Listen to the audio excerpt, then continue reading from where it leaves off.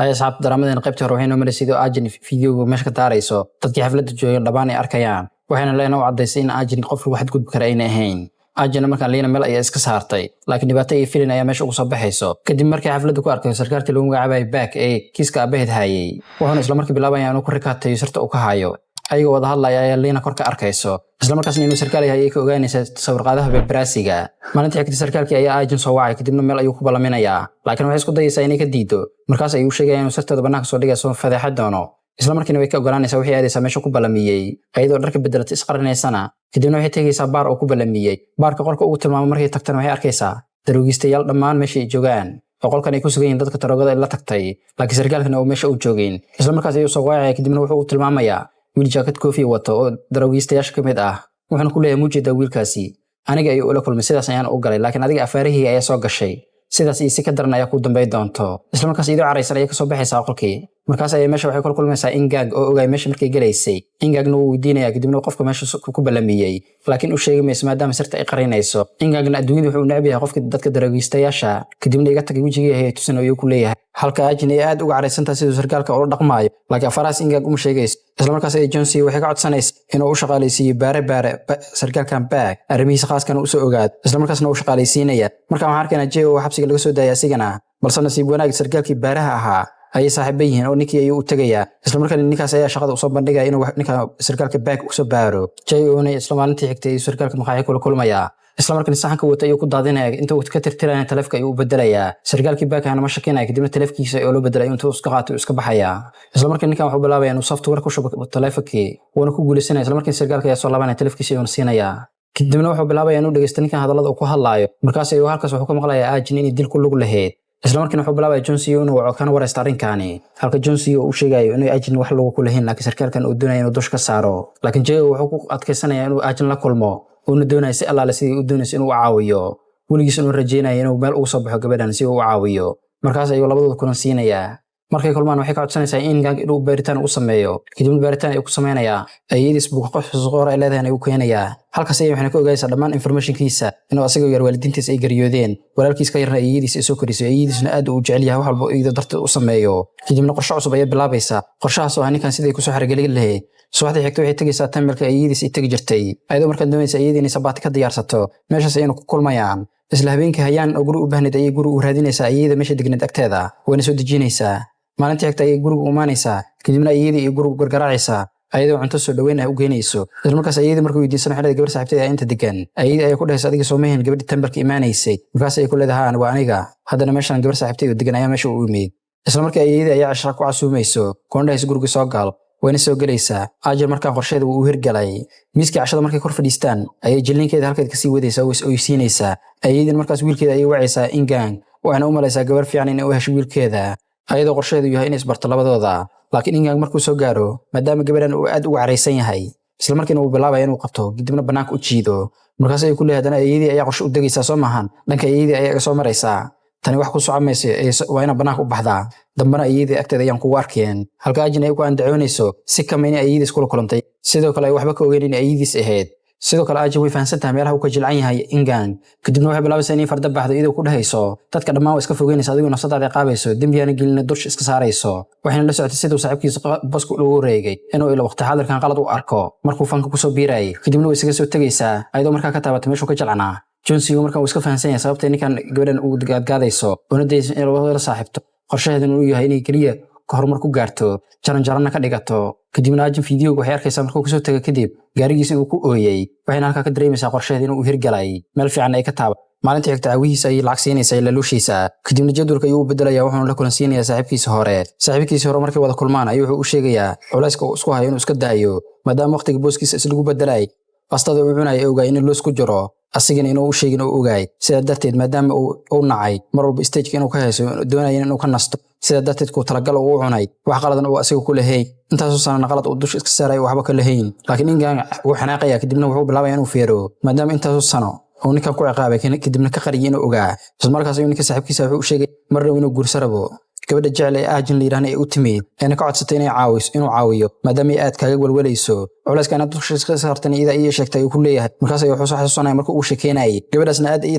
kaaga taxdiraysa ay ku leeyahay ingagna wuxuu leeyahay sidii noloshiisa gabadhan usoo faragashanayso isla markaana Mira ayuu u maanaya asigoo ku dhahay gabadhan darta ayaa ugu la shaqaysay haddana farahayga ay soo gashay mana doonayaan saac laga bilaabay gabadhan isla joogno waxay ku jirtana ku la hadama doonayo isla markaas ay kamariga wuxuu ku dhibay warbixin in Lina iyo Ingag xiriirkooda hore u dhamaaday haddana ay kaliya yihiin dad isla shaqeeyo arrinkan aad ugu careysiinaya Lina isla markaas waxaan arkaynaa sarkaalkii back ahaa oo saldhigga booliska soo baxay isla markaana waxa afduubanayo JOC iyo John CEO kadibna meel banaan ay geenayaan waxayna tusinayaan gabadhiisa sawirkeeda waxayna ku leeyahay gabadhaada haddaba daraago ay waxay ku isticmaashay Mareykanka cadeen badan ayaan ku haynaa kadibna dawladda Mareykanka ay u gudbinayaan booliska meeshaas ayaan ku fadeexay doonaa haddii afaaraha ka bixi weysay aajin ninkan sidaan ay rakaato ugu qabteen isla markaana wuxuu soo caawiyay wariyihii Braziliga ahaa ee Lina la shaqeynayay wuxuuna u sheegay wax cadeen saac laga bilaabo inuu hayn gabadhaasna afaaraheeda uu ka baxo wax kiisa gabadhaas lagu hayn in jirin isla markaana wariyihii Braziliga wuxuu tagay Lina wuxuuna u sheegay gabadhan aajin in gabadh loo dhawaa karin inay ahayn qof ciyaar loo habay karin inay ahayn sarkaalkii booliskana asigoo baqaanaya uu soo wacay markaas ay ku leedahay baqbaq meesha imaan maadaama lacag fadal badan ay iga qaadatay aniga hawshan doona waa inay qabataa dhanka kale Jay wuxuu ogaanayaa in Lina ay daba dhigatay gabadhan aajin wuxuuna la yaabay gabadhan qof walba wax daba dhigay wuxuuna ogaanayaa wariyihii Braziliga waxyaabaha xun oo ka qori jiray aajin inay ka dambeey jirtay Lina halka Lina waxyaabo fiican uu ka qori jiray aajin marka diiradda waxay saaraysaa sidii ku soo xiray Gilleed Ingang marka waxaan arkaynaa iyadoo la kulmayso ayadana marka waxay doonaysaa inay ogaato sababtay habeenkaas u ooysay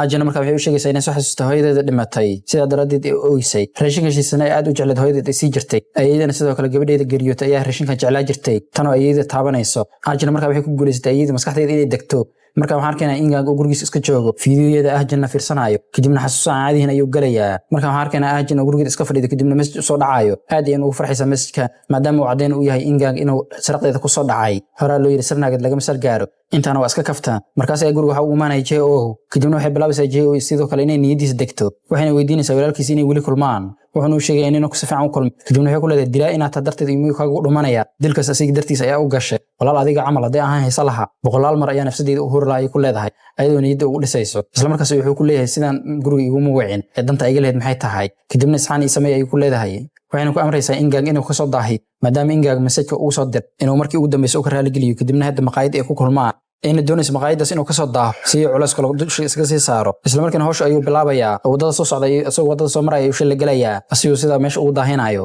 laakiin ugu dambeyn taxi ayuu soo qaadanaya asiga haddaba aajin waa gabar calculationkeeda ku dheerayso waxa la waxay qorshe u degtan isku xisaabiso ugu dambeyn maqaayad agteeda ayuu soo gaarayaa taxi ayuu soo deganaya asigoo soo cararaya xaggeeda ayadana maqaayada ay ka soo tagaysa iyadoo iska dhigaysa in laga soo daaha banaanka ayna ku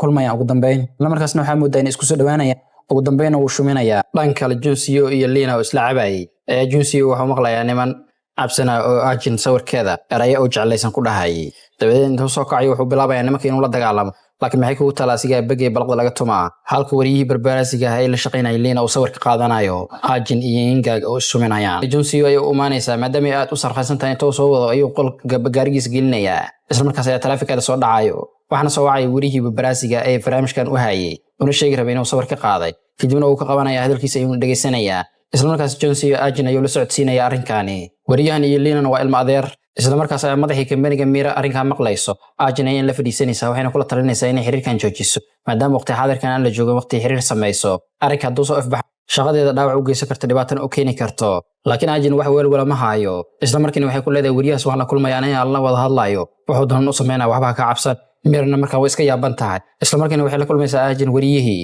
wuxuuna u sheegayaa sawir halis inuu ka haayo haddii uu sawirkan soo bandhiga artikalna uu ka diyaariyo iyadii Ingag inay dhibaato weyn ku noqon doonto maadaama Ingag asigii iyo Lina xiriirkooda mardhow u dhamaaday isla markiina gabadhan uu ku qabsado laakiin aajin waxba ka walaasano oo sawir kale ayayna sii siinaysaa waxayna ku leedahay hadda soo daabac maadaama ay walba xiriirkan qorshaheeda uu ahaa wariyahan inuu soo bandhigana qorshaheeda uu ka mid yahaba ciyaarteedana uu ku jiray isla markaasna wariyihii arrinka uu soo daabacayaa sheekadana waxay noqonaysaa sheeko viral ah taageerihii aktaradana way ku kala qaybsamayaan qayb ayaga la jira iyo qayb ka soo horjeesanaya ay noqonayaan sheekadoodan sheeko aad loo bubuuniyay ay isku bedelaysaa isla markaas ay arkayna JO oo la fadhiyayaan kadibna sheeko ayuu qabanaya ugu dambeyn waxay u sheegaysaa Lina inay iyada darteed dambi dusha isaga saarto shil ay geysatana iyada dusha iska saar ayadoo igalalinayso magaceeda arrinkan si hoose ayuu fiidiyoo u duubanaya maskiintan hayaan ma la socotay in arrinkan dhab ka dambeysay oo ajin isla markaas ayaan arkaynaa fiidiyowga oo soo dhacayo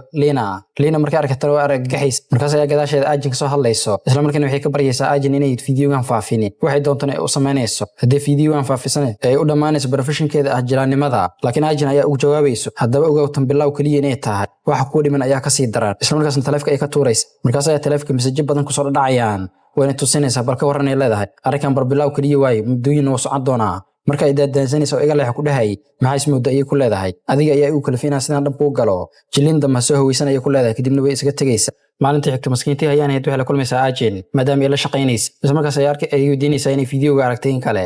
halka ajin ay ku dhahayso waan kaaga digi jiray arrinkani oo erayada afka ka soo baxay iska ilaal ayaan ku dhihi jiray laakiin saacan wax laga dambeeyo kuma aamini karo maantana waa maalintii ugu dambeysay aan isla shaqayno halka ayayna ka dareemaysaa in la isticmaalay iyada kadibna banaanka la isaga tuuri rabo ajin markaa waxaan arkaynaa iyadoo la dabaaldegaysa ayeeyadii dhalashadeeda saaxiibkeeda cusub Ingang iyo walaalkiisa xiriirkooda markaa mid aad u qoto dheer ayuu noqonayaa aad ay isugu soo dhawaanayaan ajina markaa way ku guulaysatay qorshihii degtay maalintii roogacas ay ku soconaysay kadibna isku kuufinaysay kaasoo ah ninka inay soo gacan geliso kadibna horumar ay samayso laakiin si walba aad maalin iyadoo shaqada ka soo baxday ayaa John C hooyadiis ka hor imaanaysa kadibna iyadoo xanaaqsan ay u sheegaysaa inay kontraat hesho wiilkeeda uu la galay kambanigani ina ajin ay kala dhacsiisay inay u maalgashto kambanigan xifaalta maamada iyo gabadhan ka dhaxayna iyadoo yar ayuu soo bilowday waxaana dib ugu laabanayna yaraanteeda waqti xadirkan markii aragtanaagta inay cadaadis ku wado banaankan u tuur rabto ayay waxay ku fikirtay meesha ay ka xanuujin karto islaantani kadibna waxay ku fikirtay inay wiilkeeda kala wareegto ayadoo dabaq iska tuurayso wax dilaan iska dhigayso markii isbitaalka la geeyay canug yariiska uu yahay kor tagan ay arkay buugeeda sheekada murugalada ay ku qortana hore ayuu u akhriyay sidaas ayay yaraantiisa Johnson ugu la wareegtay ilaa ay haatan ku xukumaysaa maskaxdiisa maamadan ciqaab u dhigtay sababtay soo faragashatan isla maalintaas xaflad ay ka qayb galaysaa kadibna sanhayda caawday isku ahayn iskuulka ay arkayso isla markiina warbixin ay ka diyaarinaysaa aad u xun taas social media la isla dhex qaaday laakiin isla markaas teamkii Mira ayaa arrinta dejinayo iyo Mira ajin markay la kulanto waxay leedahay waa kuma qofka ka faafinaya ku dhahay shaydaan weeyaan markaas ay ku leedahay iskuulka markaan joogo model ayaan ahaa jiray sida darteed cadaabo badan ayaa lahaa ee iska daa waxay ka qaadi karaan ma jiraane Mirna way la yaabantaa gabadhan in adeegeeda isla habeenkaas ajin gurigeeda waxa uu maanayo ayeeyadii idoo ka walwalsan gabadhani waxayna dareemaysaa inay qandhaysan tahay isla markiina waxay bilaabaysaa inay maraq u karayso kadibna ay siiso si wacan ay u taxadiraysaa oo weligeed looga taxadirin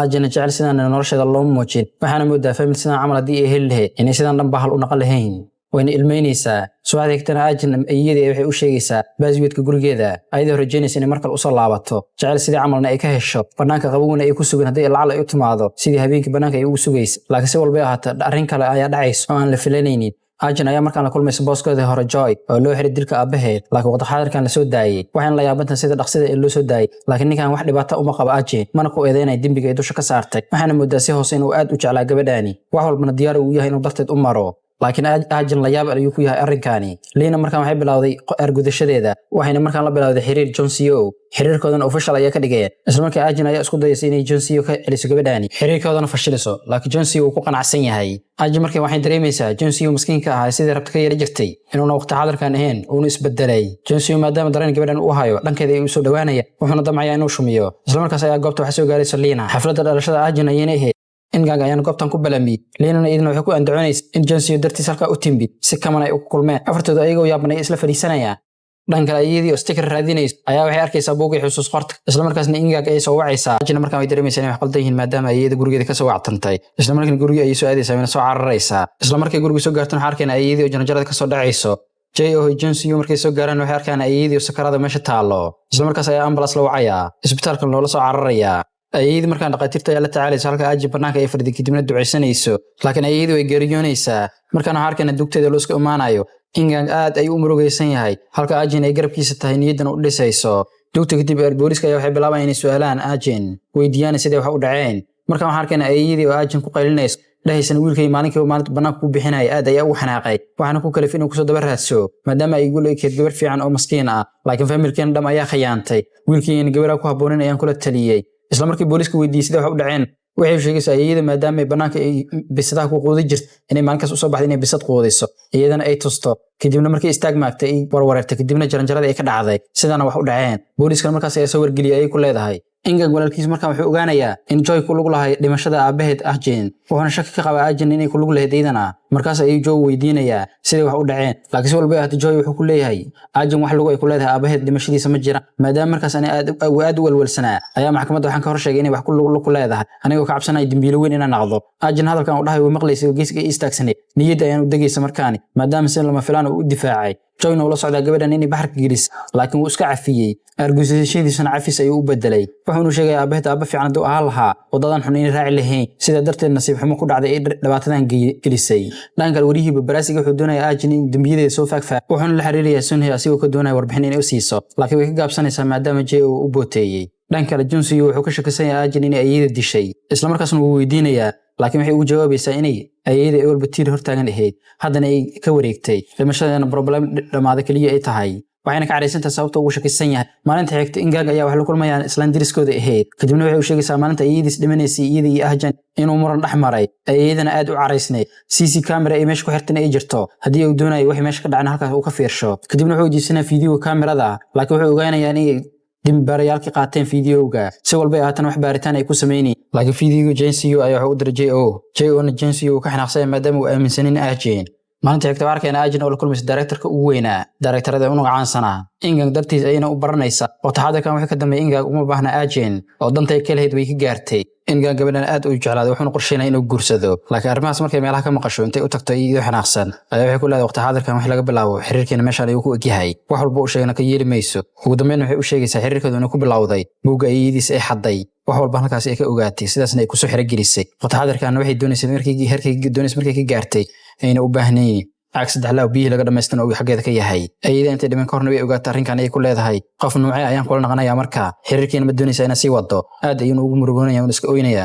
kadibna wuxuu diinay ayadiis waxay ku sameysay waxaan u sheegaysaa qof kaliya runta u sheegay noloshayda weeyaan runta ayaan u sheegay Ingag marka xanaaq meel la tago ayuu leeyahay qof anigoo kala bilaan xariis xiriirkeena moodi kartid ay ku leedahay maadaama qof daacad iska tahay Arjen Ingag gurigiis markay soo tagto ayaa la soo daba raacaya isla markaana Joy ayaa isku dayay inuu ka celiyo kadibna geesaha ayaa laga soo gelaya kadibna way garaacayaan maalinta xigta Mira ayaa guriga Ingag tagayso si ay u soo fiiriso waxayna u tagaysaa si uu suulida dhex yaalo oo meyd ah Johnson markaan Joy ay isbitaal ku soo booqanaya isla markaa uu ogaado dhimashada Ingag Arjen ayuu u maanaya kadibna wuxuu weydiinayaa sababtay u dishay qof walba wadanteeda ay ka gaartana meel xum ay u dambayso laakiin waxay u sheegaysaa dadka kale dhimashada inay waxba ka galin sidee ay tahay sidee u dhaqmaysan asiga uu sidaan dhab ka dambeynaysan isku bedesho Arjen markaan nolosheeda nolol mugdi ay galaysaa guriga Ingag ayayna ku soo laabanaysaa ayadoo barkadii qubeyska uu isku dilay ay fadhiisanayso una malays Ingag inay la hadlayso waxaana moodaa wiilkan dhimashadiisa inay ka xun tahay si walba ay taageerihii Ingag ayaa weerar soo qaadayo waxaana codsanayaa Arjen in kamani laga cayriyo maadaama Ingag iyada darteed u dhintay Sunhay goobta banaanbax ay joogtay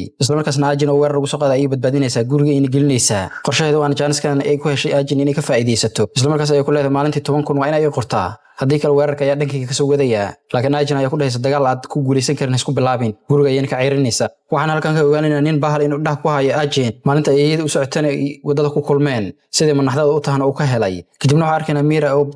faylkii Arjen siinaysa wariyihii baraasiga ah waxay ku leedahay hadaba kiis kuma furi karna gabadhan dhimashada aabaheeda laakiin magaciisa sumcadda bulshada ku leedahay ayaan ka dili karnaa nolosheedana waa tan ugu qaalisan wax walba ka haysa intaa miya ayuu ku leeyahay kadibna waxay ku leedahay haaf kaliya weeyaan intaan haaf kale markaa shaqadaada u bagayaan ku soo dhamaystiraya dhanka kale Johnson iyo hooyadiis ayaa waxay u tagaysaa Arjen kadibna jumlada intay dhulka dhigatay waxay ku leedahay karaal naq wax alla waxaan kugu sameeyay laakiin Arjen kama aqbalayso kadibna intay qososhay waxay ku leedahay soo ma sugan inaan ku raali geliyo kaliya hada wiilkaygu u sheegay inaan jilbaha dhulka ku raali geliye kadibna maamada markii si baxaysay ayaa Arjen sida qof waal camal u qoslayso Johnson iyo hooyadiisna way yaabaysa halkan waxaa ka ogaanaynaa maalinta ayada u tagaysa Arjen inay wax walba u sheegtay inay sidii u ogaatay yihiin qaladkeedana ay qiratay isla markaas qaladkeeda qiratay ayadu iska cafinaysaa waxayna go'aansanaysaa sirta Arjen inay qarayso si walba waxaan arkaynaa Johnson oo fiidiyowga CC kamerada raba inuu fiiriyo markaan runta ayuu halkan ka ogaanayaa waxaan arkaynaa ayadu oo bisad raashin siinayso kadibna markay istaag maagto intay wararta jarada ka dhacayso Arjen waxay isku dayaysaa inay qabato laakiin kama aysan gaarin fiidiyowgan dhowr mar ayuu ku ceeshanay maadaama wuxuu moodayay maana wax kale meesha ugu soo baxeen Arjen maalintii isbitaal ku duceysanay ayadii inay badbaado ay doonaysa waana qofka kaliya si dhab ay u jeclaatay kana walwalsaneed Johnson markaa uu ku shalaysan oo gabadha ka shakiyo Arjen markaa waxa muddo balaayo dhamay soo haysto ninkii walna indhaha uu ku haayo hadaba qaybta halka ayaan ugu saman tahay muuqaalka laagta dhac nagu siiya haddii aad nagu cusubtahay subscribe noo saar gambalaalkan furo si ay qaybaha xiga ula socoto bye bye